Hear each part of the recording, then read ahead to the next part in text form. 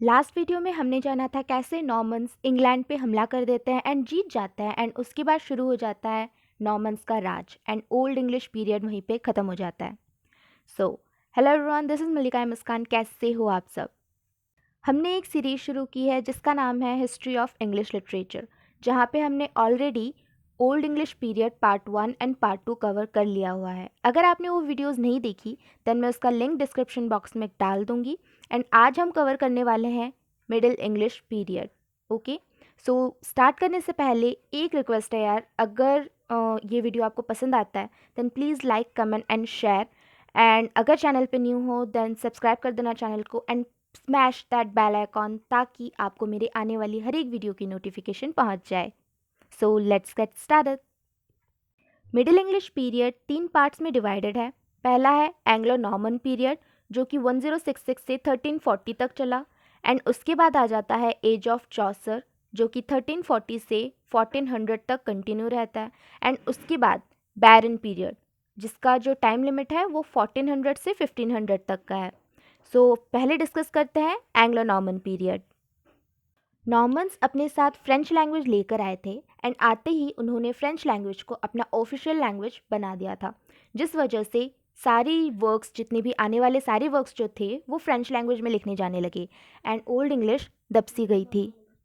Normans अपने साथ romance literature लेकर आए थे। इसका मतलब ये नहीं कि लड़का लड़की वाला रोमांस, कंट्री के साथ एक सोल्जर का क्या रोमांस होता है, लाइक देशभक्त वाला वो लिटरेचर लेकर आए थे।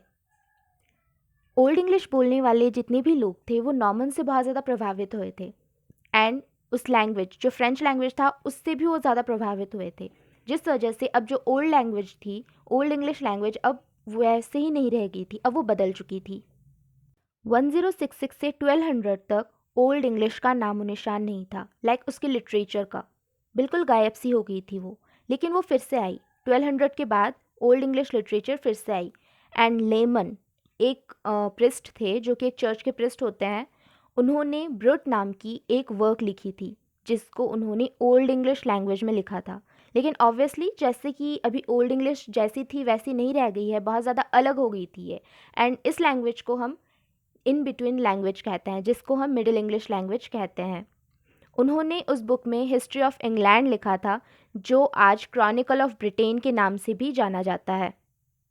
उस वक्त लेमन्स ब्रुट बहुत ज़्यादा ही फेमस हुई थी, जिसकी वजह से बाकी ऑथर्स ने भी, बाकी राइटर्स ने भी लेमन को कॉपी करना शुरू कर दिया था, एंड उन्होंने भी अब इंग्लिश लैंग्वेज में अपनी अपनी जो वर्क हैं वो लिखनी शुरू कर दी थी, जिनमें Ormulum by Orms, Havelok by Dane, love rune by Thomas of Hales, the owl and the nightingale भी शामिल है। उस वक्त एक बहुत ही ज़्यादा फेमस वर्क थी कर्सर मुंडी जो कि एनोनिमस है, एंड हाँ ये एक रिलीजियस वर्क थी। सो 1340s तक एंग्लो नॉर्मन पीरियड चला बहुत ही अच्छी तरीके से। 1200 के बाद अच्छे से ओल्ड इंग्लिश जो था, जो कि अब मिडिल इंग्लिश बन चुका था, वो अच्छे से ग्रो हुआ, एंड उसके बाद स्टार्ट होता है एज ऑफ चौसर। ऑब्वियसली चौसर यहाँ पे पैदा हुए थे एंड उनके नाम से ही जो पूरा का पूरा पीरियड है उसको बोला गया है एज ऑफ चौसर। लेकिन सिर्फ यहाँ पे चौसर की कहानी ही नहीं है, इसके अलावा भी बहुत कुछ यहाँ पे हुआ था। जैसे कि हम अगर नोट करें तो इस वक्त ऑक्सफोर्ड एंड कैम्ब्रिज जैसे यूनिवर्सिटीज़ इस वक्त ही स्थापित हुई थी। 1362 में English became the language of the court, English court की लैंग्वेज बन चुका था। उस वक्त एक प्लेग बहुत ज़्यादा ही फैली हुई थी जिसको ब्लैक डेथ कहा जाता था। 1/3 पॉपुलेशन इंग्लैंड की उस वक्त मर चुकी थी सिर्फ और सिर्फ उस प्लेग की वजह से। 100 ईयर वॉर उस वक्त चल रहा था जो कि इंग्लैंड एंड फ्रांस के बीच में था। 1337 से 1403 तक वो वॉर चला था। एडवर्ड 3 उस वक्त थे जिस वक्त को ग्लोरियस रेन कहा जाता है, एंड उनके बाद रिचार्ड सेकंड आए जिनको हम ट्रबल्जियम रेन भी कहते हैं जिनके टाइम को।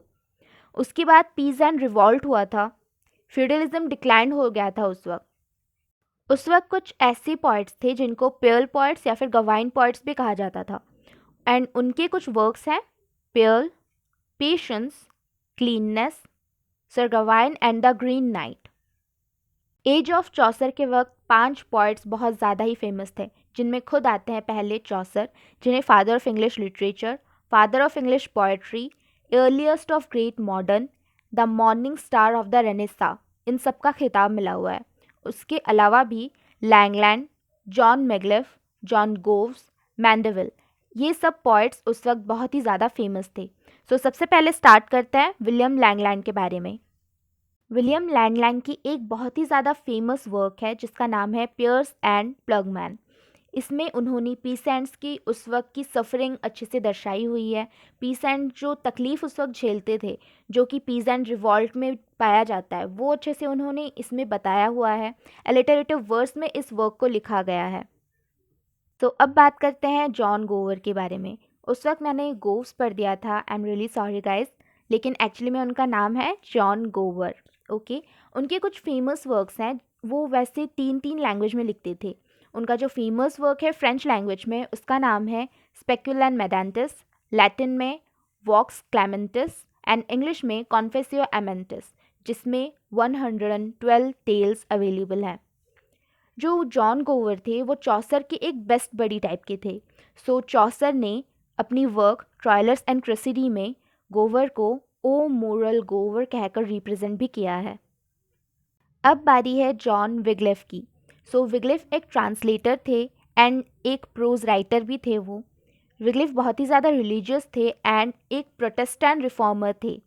उन्होंने बाइबल को मिडिल इंग्लिश लैंग्वेज में ट्रांसलेट किया था, जिसको विगलिफ बाइबल भी कहा जाता है। विगलिफ के फॉलोअर्स को लॉलार्ड्स कहा जाता था। सो अब बात करते हैं मैंडेविल के बारे में। मैंडेविल एक ट्रैवलर थे एंड उन्होंने अपने ऊपर ही एक वर्क लिखी थी जो कि बहुत ही ज़्यादा फेमस थी एंड जिसका नाम था voyage and travels of the sir John Mandeville. तो फाइनली अब बात करते हैं चौसर के बारे में।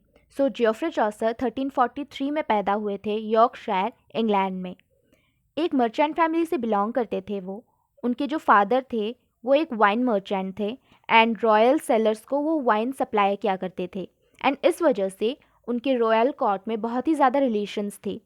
सो उन्होंने जियोफ्रे चौसर को रॉयल कोर्ट में इंट्रोड्यूस करवाया था एंड 17 एज में ही जो चौसर हैं उनकी नौकरी लग गई थी रॉयल कोर्ट में as a countess of Ulster. उस वक्त जैसे कि 100 ईयर्स ऑफ वॉर चल रही थी, सो चौसर ने वहाँ भी पार्टिसिपेट किया था एंड इंग्लिश की तरफ से वो लड़े थे एडवर्ड थर्ड के साथ। बट अनफॉर्चुनेटली फ्रांस के जो लोग थे उन्होंने चौसर को बंदी बना लिया था, जिस वजह से एडवर्ड थर्ड को 16 पाउंड, जो कि उस वक्त बहुत ही ज़्यादा बड़ी कीमत थी, वो एज ए जुर्माना पे करके चौसर को छुड़ाना पड़ा। अकॉर्डिंग टू ट्रेडिशन चौसर ने भी लॉ की स्टडी की हुई थी इनर टेम्पल में, जिस वजह से उन्हें पार्लियामेंट में बहुत ही अच्छी जॉब लग गई थी एडवर्ड थर्ड एंड उसके बाद रिचार्ड सेकंड के अंडर में। And Edward third and Richard second भी चौसर को बहुत ही ज़्यादा ऑफिशियल ट्रिप्स में भेजा करते थे, जो कि चौसर के लिए बहुत ही ज़्यादा अच्छी रही एंड उनके लिटरेचर के लिए बहुत ही ज़्यादा अच्छी रही। चौसर ने अपनी फ्रांस की ट्रिप के वक्त रोमन डीला रोज को ट्रांसलेट किया था, बुक ऑफ डचेस लिखा था and ABC a prayer of the virgin भी लिखी थी। चौसर ने 1366 में शादी कर ली थी एंड उनकी वाइफ का नाम था फिलिपा। अपनी इटालियन ट्रिप में चौसर बहुत ही ज़्यादा इंस्पायर हुए थे कुछ ऑथर्स, कुछ पोएट्स से, जिनका नाम है बोकासियो, पेट्रार्क एंड डांटे। चौसर ने उस वक्त कुछ फेमस वर्क्स लिखी थी जिसमें Troilus and Criseyde, the house of fame, the legend of good women शामिल है। In 1386 Chaucer became a controller of justice and peace and 1389 में वो किंग्स वॉक के क्लर्क बन गए थे।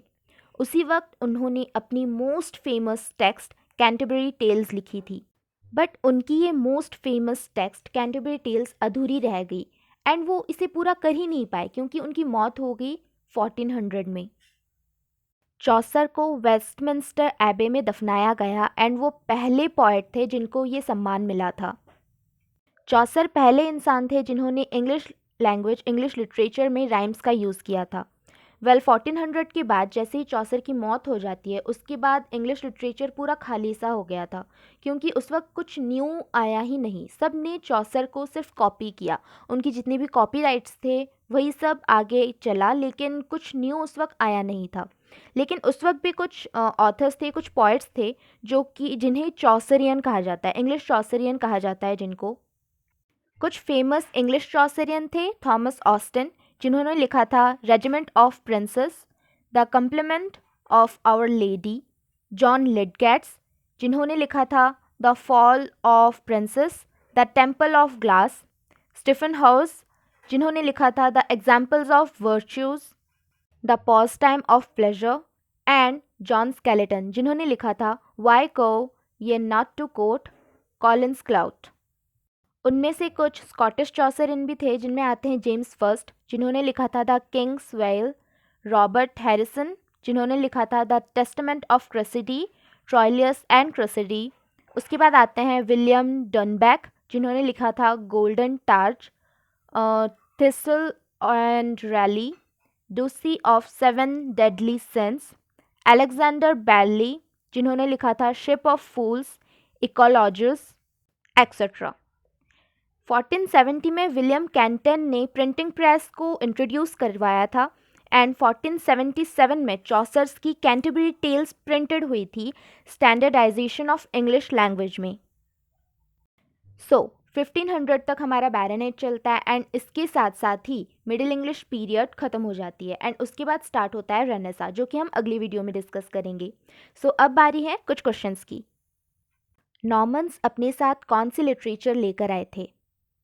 जॉन गोवर को ओ मोरल गोवर चौसर ने अपनी कौन सी वर्क्स में कहा था? चौसर की फर्स्ट जॉब रॉयल कोर्ट में किस पोजीशन में हुई थी? लॉलार्ड्स कौन थे? जॉन लिडगेट्स कौन थे एंड उन्होंने कौन सी वर्क्स लिखे थे? प्रिंटिंग प्रेस कब एंड किसने इंट्रोड्यूस करवाई थी? सो या गाइज, आज की इस वीडियो में सिर्फ इतना ही। आने वाली वीडियोज़ में हम हिस्ट्री ऑफ इंग्लिश लिटरेचर को आगे कंटिन्यू करेंगे। तब तक के लिए टेक केयर।